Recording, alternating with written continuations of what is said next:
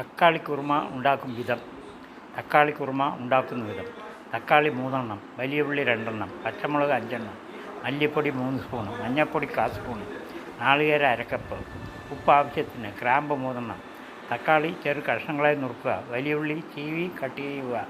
പച്ചമുളക് നെടുകെ കീറുക.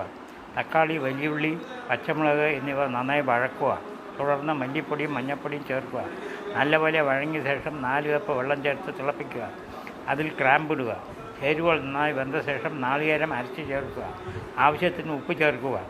കടുക്, കറുവേപ്പില എന്നിവ വെളിച്ചെണ്ണയിൽ വറുത്ത് ചേർക്കുക. കുറുമ റെഡി. ഇറക്കി വെച്ച ശേഷം വെളിച്ചെണ്ണ 2 സ്പൂൺ ചേർക്കുക. മല്ലിത്തഴ ഉണ്ടെങ്കിൽ ചേർക്കുക. ഇഡ്ഡലി, ദോശ, ചപ്പാത്തി, പൊറോട്ട എന്നിവയ്ക്ക് നല്ല സൈഡ് ഡിഷാണ്. Purely vegetarian and tasty and simple.